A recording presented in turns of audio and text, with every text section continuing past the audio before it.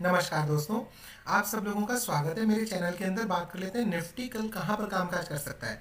दोस्तों, बहुत ही इंपॉर्टेंट एक मैसेज आपको बता रहा हूँ, बहुत ध्यान से सुनना। हमने आज एक एनालिसिस की, ठीक है। हमने कल के लिए एक एनालिसिस की कि भाई कल ये मार्केट कर सकती है।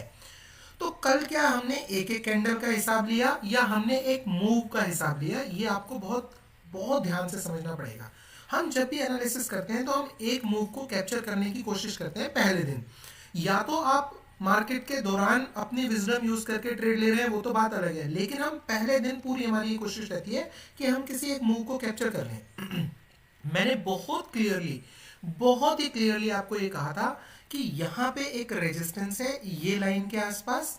अगर मार्केट गैप अप खुलती है तो बहुत अच्छी बात होगी, हम इस लाइन से रेजिस्टेंस खाती हुई 17,000 के आसपास एक ट्रेड ले सकते हैं, जिसका स्टॉप लॉस 17,050 रहेगा। एक पुट की पोजीशन ले सकते हैं, और अगर मार्केट 17,050 आ जाती है तो पुट की एसएल हिट करा के मार्केट बंद। ये मेरा बहुत ही क्लियर कट डायरेक्शन था, क्लियर कट मैसेज था। ओके, मेरे और भी जो मैसेज थे मैं सब पे डिस्कस कर लूंगा, चिंता की बात नहीं है, सारे समझ लीजिए। ऐसे दिन में जब आप समझ लेंगे तो आगे गलती कभी नहीं करेंगे। मुझे पता है आज गलती की है आपने, 100% की है। और गलती क्या की है पता है? गलती की है कि जो थैला भरा था उसको जब तक पूरा खाली नहीं कर लिया और जब तक अपने आप से कुछ और नहीं दे दिया मार्केट को, तब तक आप नहीं निकले। मैं रीजन बताता हूँ क्या। देखिए, आप बहुत ध्यान से सुनना। 17,000 पे मार्केट मिली आपको सुबह, आपने एक पुट लिया, क्या स्टॉप लॉस रखा 17,050। आपको मार्केट ने कितना टारगेट दिया? मार्केट आ गई नीचे किस पॉइंट तक? मार्केट आ गई 16,840 तक। 1:3 की ट्रेड आपको दे दी। कितने की ट्रेड दे दी? 1:3 की। कोई बात नहीं, हो सकता है आपने ली भी हो सकता है आपने अच्छा पैसा कमा भी लिया हो पुट के अंदर, कोई बात नहीं। उसके बाद जब मार्केट यहाँ दोबारा आ गई, हो सकता है आपने दोबारा 17,000 पे एक फिर से ले लिया, आपको लगा कि चला 17,000 पे फिर ले लेता हूँ, कोई बात नहीं। अब वो ऊपर जाने लगी, नीचे तो आपने बात मान ली कि चलो सर ने कहा था 1:3 भी मिल गया, अच्छी खासी ट्रेड बुक कर ली, हो गई बात खत्म। मेरी कहानी तो वहीं खत्म हो गई। क्यों? क्योंकि मैंने पहले दिन वीडियो बनाया, एक मूव कैप्चर करने के लिए बनाया। अब आपने हो सकता है 17,000 पे दोबारा एंट्री कर ली, एक बार सुबह कर ली, अच्छा खासा प्रॉफिट कमा लिया, फिर आपको लगा ना यार एक बार पुट और ले लेता हूँ, निकल जाऊंगा। उसके बाद मार्केट आपको ऐसे भंवर में फंसाती है, आपको लगता है मैं निकल जाऊंगा, और जैसे वो कई बार आपने देखा होगा ना, एक भंवर घूमता है पृथ्वी पे, कई बार भंवर घूमता हुआ देखा होगा। उसके अंदर कहते हैं कोई चीज आ जाए तो फिर वो फंस जाती है, अगर तगड़ा वाला भंवर हो तो उसके अंदर। मार्केट ने आपको ऐसा फंसाया उसके अंदर, उसके बाद उस पुट के अंदर, कि फिर आप एवरेजिंग करते चले गए, आप निकले नहीं। जो कि निकलना क्या था? निकलना था 17,050 पे। अगर आप दोनों, आप मेरी ये वाली बात भी मान लेते तो भी आपने इधर 150 पॉइंट दिए, इधर 50 पॉइंट मार्केट को दे दिए, तो भी आप 100 पॉइंट प्लस में निकल कर आते शाम तक। 100 पॉइंट प्लस में, क्लियर कट, बिल्कुल कोई दो राय नहीं इसमें। लेकिन पुट में एवरेजिंग, अब तो गिरेगी, अब तो गिरेगी, अब तो गिरेगी, अब तो गिरेगी, अब मार्केट बढ़ती जा रही है, आपकी सोच है कि अब तो गिरेगी वाली सोच है। ये सोच का मार्केट के अंदर कोई अस्तित्व ही नहीं है। ये आप जितनी जल्दी समझ जाएं उतनी जल्दी आपकी ट्रेडिंग सुधर जाएगी। इस सोच का मार्केट के अंदर अस्तित्व नहीं है। किस सोच का? कि अब तो गिरेगी, अब तो गिरेगी, अब तो गिरेगी। बात कर लेते हैं, यस, एक और चीज की बात कर लेते हैं। कल मैंने ये भी कहा था कि कॉल को हमने अवॉइड करना है, मार्केट वीक है, हमने अवॉइड करना है, डेफिनेटली बात कही थी। कोई भी कहेगा क्यों? मार्केट पहले दिन इतना गैप डाउन खुली, नीचे रह गई, मार्केट फिर से गैप डाउन खुली, नीचे रह गई। ठीक है, आज मार्केट ने धोखा दे दिया, मार्केट ऊपर आ गई, कोई बात नहीं, कल को ले लेंगे कॉल। एक दिन छूट गई, एक दिन अगर छूट गई हमारी कॉल तो इसका ये मतलब थोड़ी है कि मार्केट निकल गई। हमने पुट में भी तो हमने 150 पॉइंट, ऐसी मार्केट के अंदर भी तो हमने 150 पॉइंट कमा लिए। सबसे बड़ी बात यह है कि ऐसी मार्केट के अंदर भी हमने 150 पॉइंट पुट के कमा लिए। अगर हम डिसिप्लिन के साथ चले हों, मान लिया जाए, तो भी हम प्लस में निकले, माइनस में नहीं निकले, किसी सूरत में नहीं निकले।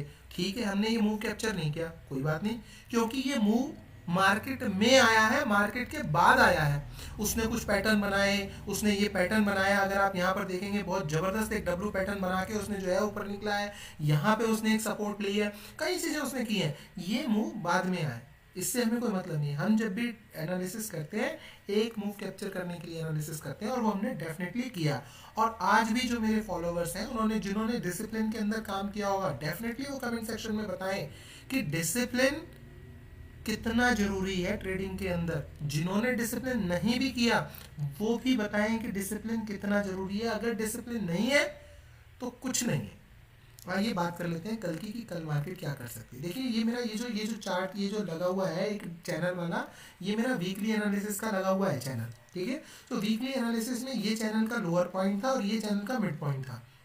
जिस हिसाब से तेजी आ रही है ये तेजी अगर कंटिन्यू रही, मान लिया जाए कंटिन्यू रही 1% अगर, तो जो नेक्स्ट टारगेट मार्केट के हो सकते हैं वो नो डाउट 17,551 तक भी जा सकते हैं। 17,551 तक भी जा सकते हैं अगर तेजी कंटिन्यू रही। सो मार्केट अगर तेजी में एक धड़ाक से एक ही बार में अगर जाना चाहती है तो 17,551 तक भी जा सकती है। इसकी संभावनाओं को रूल आउट नहीं किया जा सकता, इस बात को ध्यान रखिएगा। सो मार्केट अगर फ्लैट खुलती है और ऊपर चलने लगती है, मान लीजिए 17,352 पे बंद हुई है, क्लोज हुई है, 17,375 अगर क्रॉस करती है हम एक कॉल की पोजीशन में बैठ सकते हैं इमीडिएटली। टारगेट 17,500 तक के भी मार्केट आपको दे सकती है एक ही दिन के अंदर। और सिंस मार्केट के अंदर बहुत जबरदस्त एक सेंटीमेंट भी चल रहा है, आप सबको पता है, रशिया यूक्रेन वाला। सो वो सेंटीमेंट के चलते आपने अपने टारगेट बहुत छोटे रखने हैं। जितनी स्पीड से ऊपर गई है उतनी ही स्पीड से फर्दर नीचे आ सकती है, इसमें कोई डाउट नहीं है, ठीक है। सो आपने छोटे टारगेट रखने हैं, आपने बड़े टारगेट नहीं रखने। और जो बहुत ही ज़्यादा सेफ ट्रेडर हैं जिनको लगता है कि चाहे कुछ हो जाए, मैं 5 रुपये भी या 50 रुपये भी या 500 भी या 5,000 भी मान लीजिए, मैं अननेसेसरी लूज नहीं करना चाहता मार्केट के अंदर। सो फिर वेट करें आराम से, कोई जल्दबाजी नहीं है, ऐसे सेंटिमेंट्स में ट्रेड ना करें। ओके, सो टारगेट छोटे रखें, छोटे टारगेट में निकल जाएं, छोटे स्टॉप लॉस रखें, छोटे टारगेट में निकल जाएं, छोटे स्टॉप लॉस रखें, छोटे टारगेट में निकल जाएं। ऐसे आपने काम करना है 2-3 दिन, जब तक ये सिचुएशन थोड़ी सी ठीक नहीं हो जाती, इसका कोई हल नहीं निकल जाता तब तक।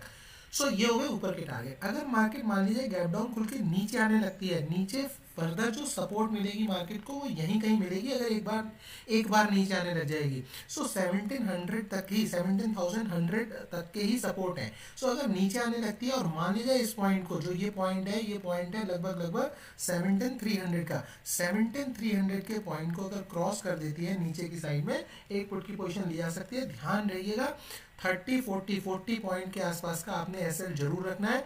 अगर हिट कर देती है मार्केट तो बस शांति से एसएल हिट करा के मार्केट को क्लोज करके उसी समय क्लोज कर देना। उसे कहना है कि अभी जो है सेंटीमेंट बेस्ड मार्केट चल रही है, मुझे चार्ट बेस्ड मार्केट के अंदर काम करना है, मुझे सेंटीमेंट बेस्ड मार्केट के अंदर काम नहीं करना है। ध्यान रखिएगा बहुत ज़्यादा।